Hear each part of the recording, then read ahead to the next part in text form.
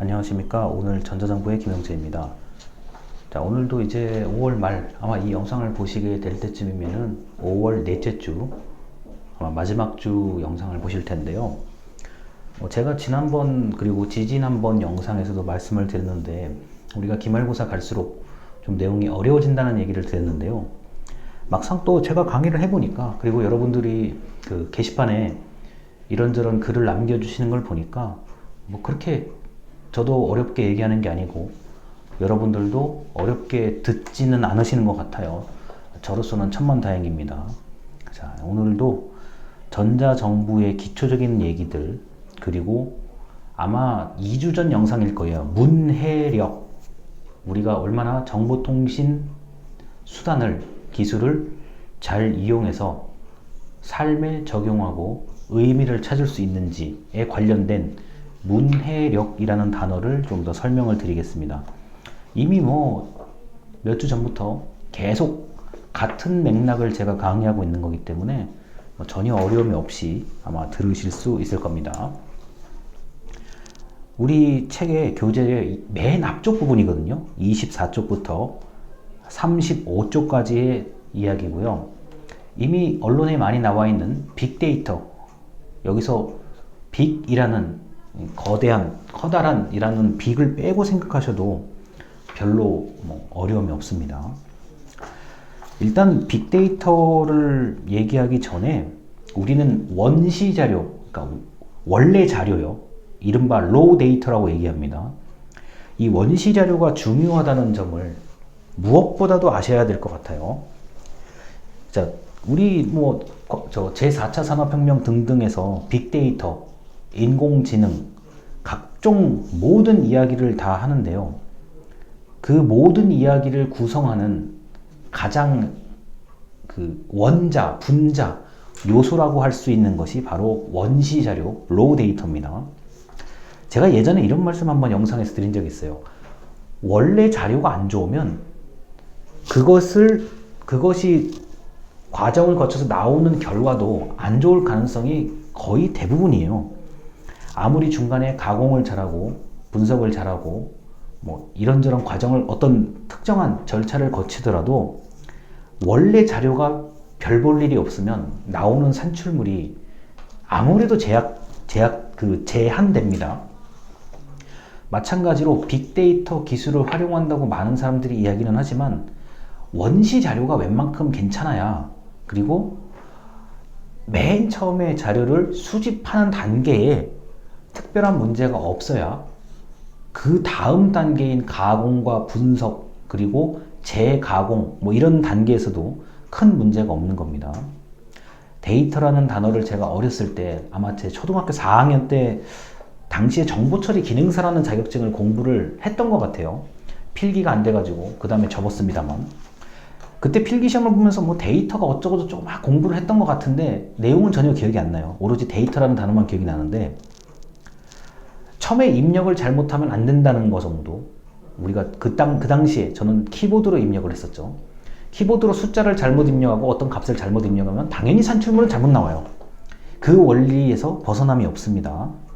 우리가 아무리 제4차 산업혁명의 기술력이 발달한다고 하더라도 원래 데이터가 그만큼 중요하다.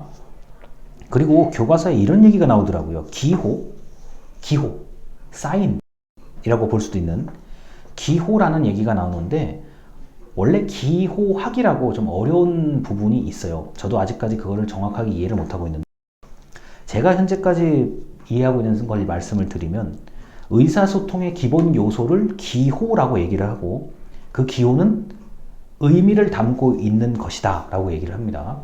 글자, 문자, 음성, 노래라든가 이런 거 전부 다 어떤 의미를 담고 있죠. 이별, 사랑, 이런 것들이요. 우정, 전부 다 의미를 담고 있는 거죠.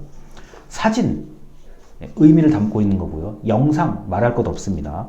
이 모든 기호를 어떻게 활용을 할 것인가, 이게 바로 이제 데이터의 주요한 문제라고 할 수가 있고요.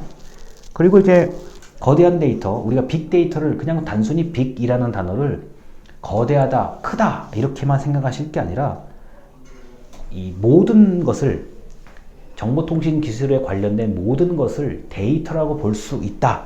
저는 좀 확장된 의미로 생각을 하고 있습니다. 중간에 전화가 와서 중간에 잠깐 끊었다가 다시 이어집니다.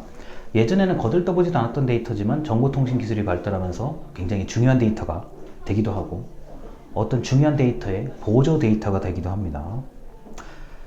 그래서 빅데이터, 우리가 흔히 말하는 이 모든 것이 일종의 자료가 될 수 있다고 하는 이런 사회에서는 점차 비정형 데이터도 수집, 분석, 가공하고 있다는 점을 아시면 되겠습니다.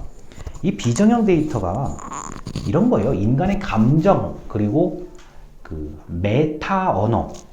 우리가 어떤 친구와 얘기를 하잖아요. 그런데 친구끼리, 나와 내 친구는 그 단어만 들어도 막 웃어요. 너무 재밌고 막 이래요. 그런데 제3자가 들었을 때는 저 사람들 왜 두 사람만 웃지? 나는 모르겠는데?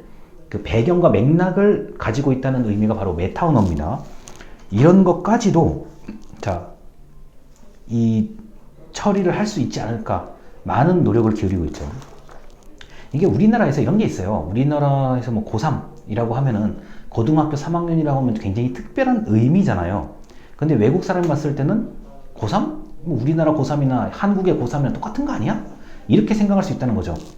그런데 대한민국에서 고3이라고 하는 것은 일종의 고유명사이면서 아주 특정된 의미를 가지고 있죠. 근데 이거를 과연 정보통신 기술이 이러한 특정한 의미와 맥락을 다 고려해서 처리를 할 수 있냐는 게 바로 핵심적인 얘기인데, 충분히 자료를 입력해주는, 데이터를 입력해주는 사람이 대한민국의 고등학교 3학년은 이러한 의미다. 근데 그 이러한 의미다 라고 간단하게 입력하는 게 아니라 나름대로의 모든 자료를 다 동원해야 되는 거죠. 혹시 여러분들이 아실지 모르겠는데 지금은 그게 좀 많이 없어진 것 같아요. 거의 없어졌는데 예전에 제가 고등학교 3학년 수능을 볼 때만 해도 그 교문, 철로 만들어진 교문에 엿을 붙이고 막 이랬단 말이에요. 이게 제가 이제 대학교를 졸업할 시점부터 이게 좀 그런 모습이 많이 안 보였는데, 뭐 이렇게 엿을 붙인다든가, 우리 합격이라고 하죠. 딱 붙는다는 의미의 엿이니까요. 자, 지금 말하는 이런 철문, 교문에다가 엿을 붙이는 행위, 이 엄청난 의미를 담고 있는 거잖아요. 이건 문화적인 의미잖아요. 이거를 과연 빅데이터라는 어떤 이러한 기술 안에서 구현 또는 처리, 가공할 수 있냐는 거죠. 그래서 비정형 데이터는 어렵습니다. 아직까지는요. 다만 안 된다는 얘기는 아닙니다. 또 그래서 빅데이터는 우리가 이제 시험에서는 이렇게 객관식 시험에서는 빅데이터의 뭐 주요 요소에 대해서 이제 보기를 주고 고르라는 게 있는데, 볼륨이라고 하죠. 빅데이터는 기본적으로 볼륨이 커요. 아주 큰 걸 얘기하는 거고요. 다양성, 방금도 얘기했지만 예전에는 별 볼 일 없는 자료들 지금은 쓸 수도 있는 거죠. 그만큼 자료가 될 만한 거리가 다양하다는 거. 속도, 일단 속도가 빨라야 빅데이터를 처리할 수가 있죠. 저는 속도라는 단어를 들으면 뭐 우리가 와이파이라든가 통신망을 생각하기도 하지만 이것을 처리하는데 굉장히 수준 높은 컴퓨터, 이른바 슈퍼컴퓨터 같은 것을 생각하기도 합니다. 원래 이제 빅데이터의 3요소라고 하면은 3개의 요소는 다양성, 속도를 얘기하는 건데, 거기다 이제 정확성, 진실성이라고 얘기를 하고요. 당연하죠. 이건 뭐 거짓은 가급적이면 이제 배제를 해야 되는 거고요. 정확하면 좋은 거고요. 그 다음에 중요성, 가치, 그러니까 어떤 자료를 모아가지고 이것을 가공 분석해서 배포를 하려고 하는데 이게 배포할 만한 또는 판매할 만한 값어치가 있느냐. 기업 같은 경우는 돈이 되는 일이 아니면 굳이 그 업무에다가 빅데이터 기술을 활용할 이유가 없죠. 다만 정부는 기업이 하지 않은 일까지 한 번쯤 눈여겨봐야 되기 때문에 기업의 가치관과 다른 가치관을 가지고 빅데이터 기술을 적용할 수 있겠습니다. 그리고 이제 이런 거죠. 지금 빅데이터를 뭐 많이 활용하시는 분들이 많고 개발하시는 분도 많은데, 그런 분들이 희망하는 어떤 부가적인 특성들이 여러 가지가 있을 수 있어요. 더 크고 대규모, 현실적이고, 그러니까 실현 가능한, 적용 가능한 것이고, 시계열, 2020년뿐만 아니라 뭐 2000년부터 2005년부터 계속 이어져 오는 어떤 시계열, 경향성을 보고 싶다는 얘기죠. 우리가 흔히 말하는 증권 분석과 같은 것처럼 뭐 10년에 한 번, 20년에 한 번 어떤 것이 온다. 이런 형태의 계열성 규칙, 시계열성 규칙을 찾고 싶어 하는 거고요. 그 다음 결합성. 내가 가진 빅데이터의 기술과 다른 분야의 기술을 결합해서 서로의 이득을 얻을 수 있는 그런 부가적인 특성까지 많이 원하고 있는 게 사실입니다. 일단 이번 그 빅데이터 24쪽부터 35쪽까지 말씀을 드렸는데, 기본적으로 의미를 찾기 위한 수많은 데이터가 있어요. 의미를 찾기 위한. 그 의미가 돈을 버는 의미인지 아니면 공익적인 의미인지는 사람마다 다르긴 한데, 그 수많은 자료 중에서 좀 쓸모 있는 것, 그리고 예전에는 쓸모가 없었지만 그것을 어떻게 하면 더 쓸모 있게끔 활용할 수 있을까, 이러한 고민들을 수없이 하고 있다는 점을 아시면 되겠습니다. 그리고 저 개인적으로는 원시 자료요.